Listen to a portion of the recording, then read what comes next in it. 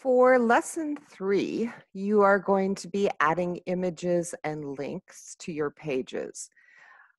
Probably the biggest problem with getting links to work is that the name of your folders and the names of your files don't match what I have in the textbook and lab assignments. So the names are case sensitive, and spaces sometimes create some problems. So I never include spaces in any of my folder or file names. So if yours don't match mine 100%, then you're going to have to adjust the links that you create to match how you named your folders and files. So you're going to want to read the book, and you're definitely going to want to go through the lecture demo. And you'll notice that I have this kind of broken into multiple sections. So we have image formats and editing. So this talks about the different kind of graphics that you can have in a web page. It gives you some links to animated GIFs, which that is. Talks about JPEG and PNG files, when to use each. Talks a little about SVG graphics, which are actually great because they are line-based, math-based. Talks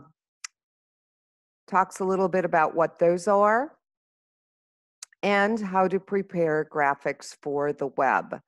So we get into resampling, cropping, and color adjustments, which are 3 skills that you really should know for any kind of photo that you're going to put online. I do have a link to LunaPic, which is an online service where you can upload photos and you can resample, crop, and color adjust, plus other things, and it's free. And then we walk through the process of how to change the size, the trade-off between quality and size. And you're going to learn how to do thumbnails in addition to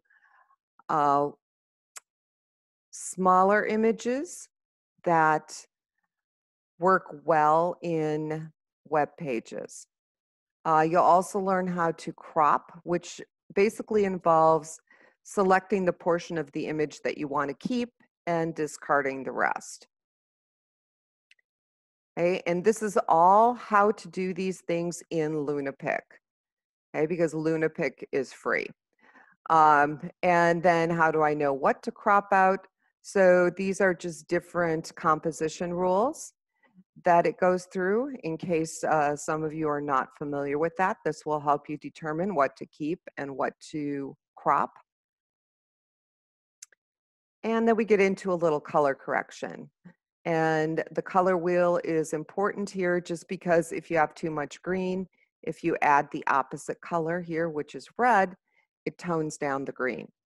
And that's basically how color correction works. Okay, so how to color correct in LunaPic. And then for those of you that like filters and special effects, you know how to use those as well.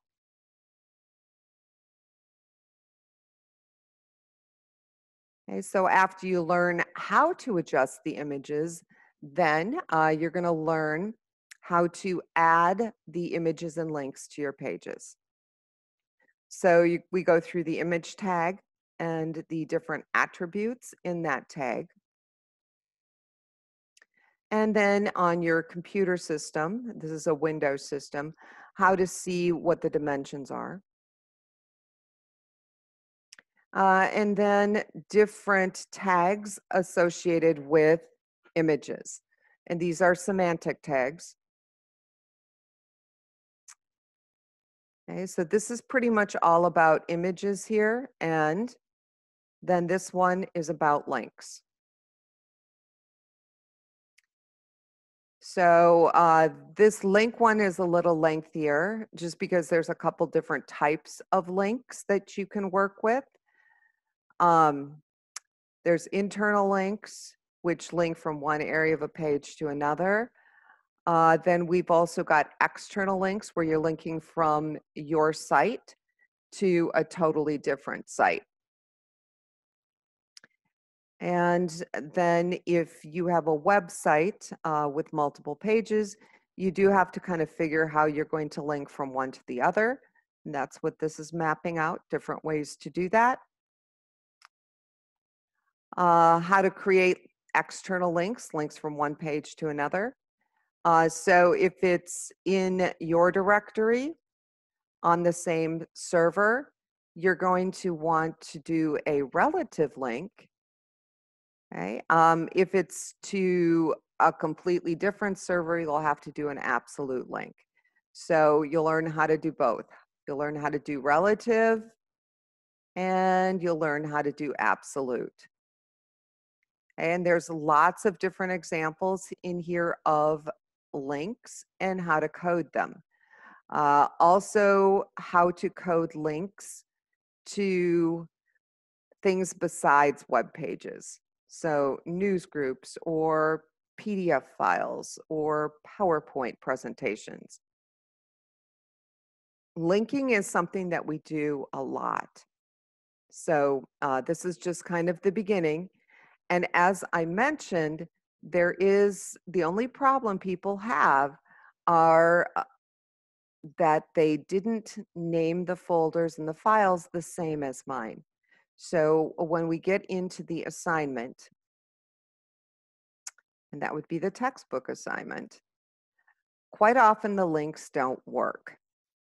Okay, so if you don't name your folders and your files the same as mine, but you go to key in the link and you use the example that I have, then it's going to be a problem. Okay, and I can show you, see, so this is my image. It's not a link, it's just an image, but you can see that I've got the media folder, all lowercase, and then Arch Rock Optimized, capital R, capital O, no spaces. So if you saved the Arch Rock file and you didn't rename it, then you're going to be fine. Okay. If you created the media folder with a lowercase m, you can put it in just like this. If you used an uppercase M, then it's not going to display. A lot of students, when they view the pages offline, you will find that the casing doesn't matter. When you transfer it to the internet and it's a live page, it does matter. So that's super confusing to students because they'll look at it offline, and let's say they did a capital M here. They'll look at it offline, it looks fine, they transfer it to the web, and it doesn't display. On the web, it is case sensitive. So that is something you need to pay attention to. Okay, so when you key this in, if you created media with a capital M, you need to use the capital M here. Okay, so it does not matter to me personally if you use lowercase or uppercase. You just need to be consistent. Okay, so if you create the folder with a capital M, then you use the capital M here. Okay, and then same with links. Okay, so this is an anchor tag, it's a link. If you saved media with a capital M, you put the capital M here. Okay, you'll notice in this little link, I've got a capital L for lesson 3. If you created the lesson 3 folder with a lowercase l, you have to put the lowercase l here. Okay, so hopefully this will prevent any kind of problems. When I view the pages, if I see problems, you will lose some points, but you do have the opportunity of fixing the problem and resubmitting. Okay, so this assignment involves modifying some images using Lunapix, inserting images into your pages, and adding links. You'll add some internal links. You'll also add some external links. And then this is how the points are distributed. When you get to the validation, quite often it'll say that there's a problem when there really isn't one. So what I want you to look at as far as the validation goes, just make sure that you haven't misspelled any of the tags. Okay, that's basically why I'm having you do it. So if there's a typo in a tag, you need to fix that. Otherwise, I would not worry about it. After the textbook assignment, you're going to go through the lab assignment. So for your lab assignment, you're going to do a new page using HTML5 graphics and links. So I do have a little video demo of this. You will be doing using the details and summary tags. The content should include some text, and then you'll have a thumbnail graphic that links to a larger graphic. And your page just has to kind of adhere to NMC's Title IX and the Code of Conduct. So you might want to take a look at those. Here's one example I have of how you would set this up. And then here's another example. And you can see here's my link, my image thumbnail link. Okay, and then here's kind of a full-blown example of what I did with the big cats one. So you'll do something similar, and you can see that I put a paragraph in here, but I've got quotes around it. Basically, I retrieved all of this from the World Wildlife Foundation, their page. So I just kind of cited that and put quotes around it. So you don't really have to make up anything. You can just copy it as long as you cite where you got it from. Here's an example of the page live. And so it should work.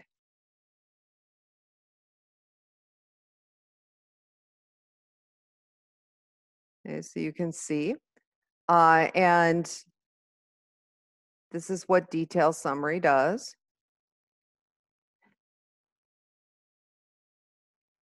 So your page should be similar.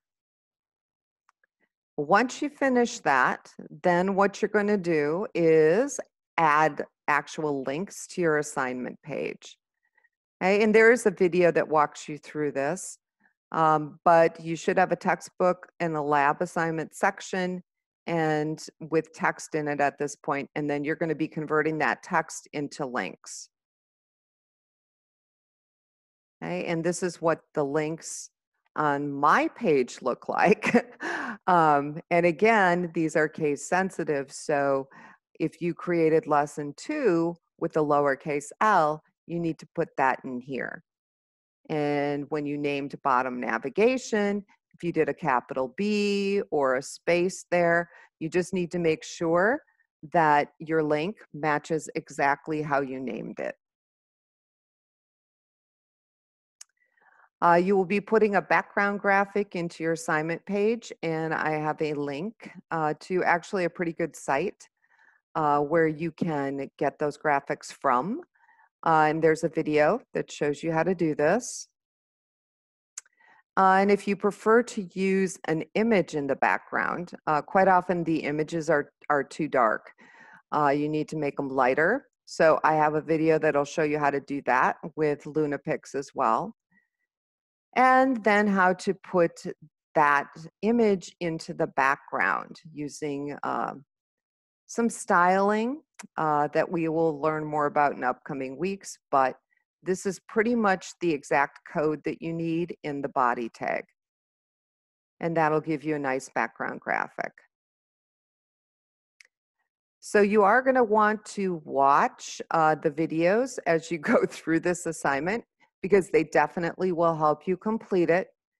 Many students find it helpful to watch the video on a mobile device or a second monitor and then have VS Code open, and they actually do the assignment while they're watching the video.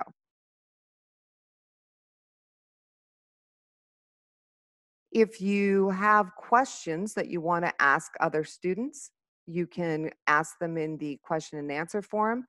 If you actually have problems with your pages, then you should email me.